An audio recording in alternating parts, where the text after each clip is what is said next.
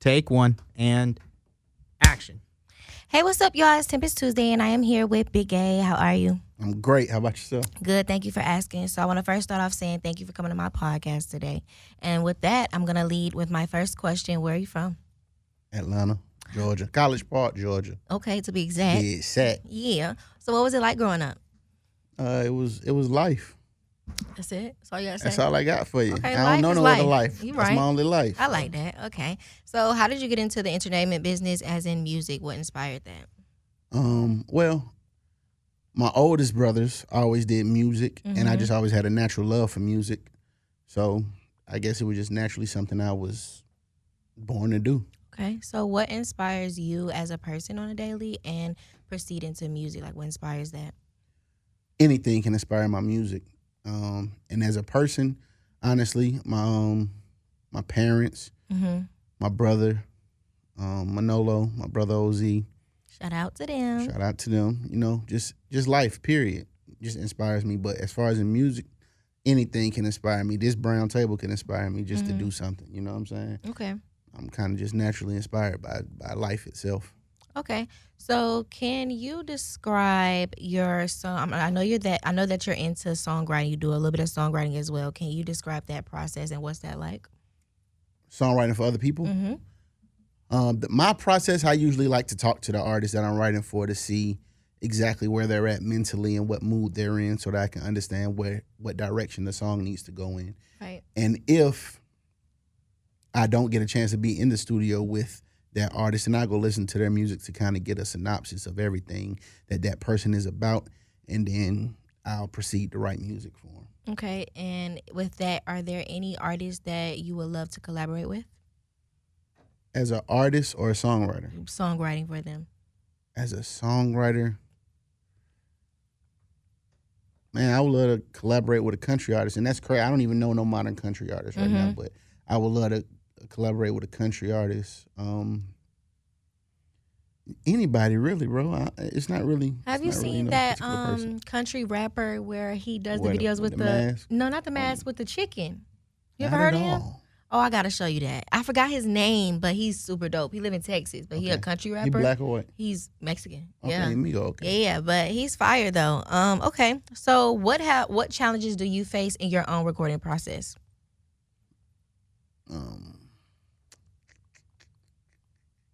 Sometimes I engineer myself, so whenever I have to use another engineer, that's a challenge that I always face because nobody moves as fast as I move whenever it comes to engineering. And so that's mainly the only problem. Whenever it comes to thinking, sometimes I get caught up, but being that I have my own studio, I can get caught up, call that song quits and move on. You know what I'm saying? And then just come back to it whenever I'm feeling like I want to finish it. But I usually finish songs in one setting. Okay, so how do you handle feedback or criticism about your tracks? I handle it well. I do music because I like it. So something that somebody don't like, depending on who you are or what point you're coming from, I'll listen. You know what I'm saying? Take heed and probably change something. But as far as in critiquing me, ain't really no problem. Okay, so is there any advice that you could give to someone who finds critique a little bit a hassle for them to take in, or is that something personal that they just have to work on? Yeah, they gotta just your vibe. You know what I'm saying? It ain't really too, in the words of Nigel, your vibe. You ain't gotta too much think too deep into it. You know what I'm saying? It's 7 billion people in the world, bro. Some people not gonna like it. Some people gonna like it. If you worried about 2 people out of 7 billion not liking it, and a room full of 20 that does, you tripping. You got a lot of life to live and a lot of understanding to do about life. So I have a question with that then. So with artists, when they have a song, so say you go in the studio and you create a song, but this particular song you really really like it as personal use, right? But say there's people out in the world where you feel like that's probably not the one, or it could be just even reversed. Say it's something that you don't like, but you don't even know that if you put it out, the world might react totally different. What do you think about that? I put it out. If I made it and I completed it, I like it. Okay. You know, so I don't put too much thought into it, but I do have a problem with thinking about what song I want to release next or what. It's a hassle. Yeah, for Okay. sure. So my podcast is based upon the misunderstood. Do you ever feel misunderstood? Yeah, I can say I do. Why? In what way? Because my outlook on a lot of things is a lot different from people. You know, some people live situation based and I live solution based. Mm-hmm. You know, I don't like to be stuck on something for too long. I'd rather figure out how to work on it and move past it. But I'm not gonna stay stuck on it. I'm not gonna let something stress me out. I'm not gonna let something get to me to the point to where it's changing my day. Like, no, like if I argue with my girl, I'm gonna argue with her for them 20 minutes. And when I'm done with that argument, the rest of my life not gonna be affected by it. Yeah. You know what I'm saying? A lot of people do that. We dwell on things. Yeah, I don't hold on to situations because once it's done, if something happens, a mistake happens, I'm not gonna sit there and be mad about it for an hour because what am I gonna change about what already happened? Nothing. Okay. I like that. So how do you feel about the current state of the music industry right now? How do you feel about it? Of what we're in? No way, I'm a pause. Talk to me. Because I feel like, okay, so growing up and me just seeing, like I wasn't in the industry, but my parents and my family was. So for me to see what it took, like, to blow up as an artist, it was real hard work. Not saying that what artists do now is not hard work, but I feel like it was different levels to it back then to now. Like I feel like now we're on like a streaming base of like, microwave. social media and like streams, TikToks, whatever. Yeah. But back then, you couldn't get a meeting with a label unless like you literally had all 5 things about yourself. Whether you know how to perform, you know how to dance, you actually lyrically are, really good. So I feel like that's changed from then. So like, how do you feel about it? I can't say that it is a microwave based industry right now. Like you can be temporarily hot and still blow for a week. Pause. You know what I'm saying? It's like, that's crazy to me. But back in the day, they believed in the diamond in the dirt theory. Right. They'll take somebody that was just on the corner rapping and you just walk by and happen to hear them like, he hard. I need to let me bring you in for some artist development and let me see what you like on this. Nobody's taking chances anymore. Nobody believes in the dirt level artists. They only believe in you doing the work that they supposed to do and we're just gonna elevate it. And it's like, what position does the A&R play now? Right. Honestly, most A&Rs I come across nowadays, they're only there to pick songs that other people write for artists that they sign. It's like, why are you signing an artist that can't write for themselves opposed to signing an artist that can write for themselves and also has star quality?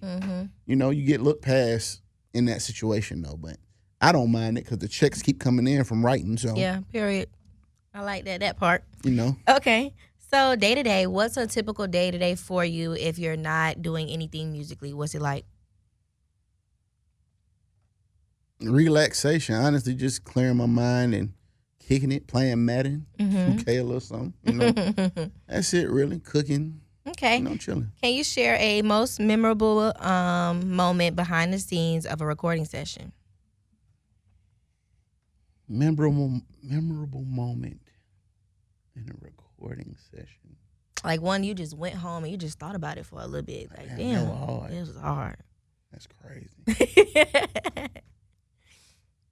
No, I really can't. Really can't? I can't think of one. Okay. I love every studio experience. I'm not going to lie to you. Okay. Yeah. So I do know that you were working with Coyle Ray before. Shout out to that. What was that like? Oh, it was dope, man. I love me some Coy. You should. You should.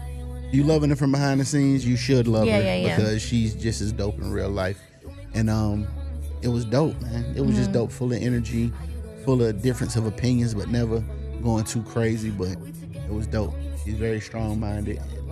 She likes like-minded people. Okay, so is there anything coming up in the pipeline that you can give a little snippet tea to your fans?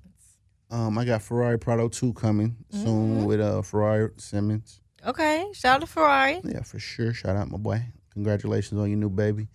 And just more music, more content, more everything. I always struggle with showing people my personality because I'm a goofball, I'm a call in real life, but I know I come off very serious in the face and, my stature. Yeah, if I didn't know you, I would think that you're so serious. I may be standoffish, but I'm, but they don't know you're goofy. For sure, like goofy. I'm like crazy, you feel me? But yeah. I like that. Okay, so I do know that you go by the landlord of the South Side. Why is that?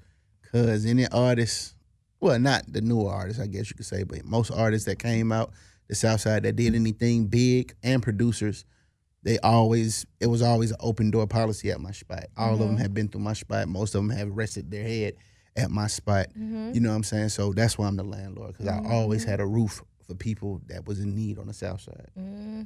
Yeah, because if you know about the BP with the wing station over You know what I'm there, you know saying? where you Little Wayne's going. on week. Yes. Went to the So school. it was a specific video you had. I'm not sure what the name was, but maybe you can remind me. But it was a video, and I think it was actually, I'm not sure if it was shot in the neighborhood or not, but it was like kind of animated a little bit. I don't know what's it called though.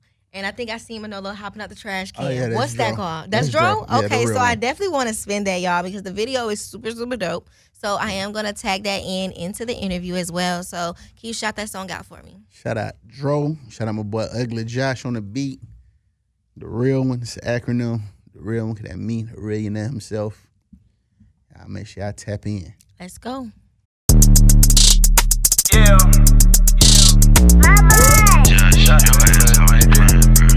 Hey, look, got it out the dirt, ant hill. Now I run it up, track field.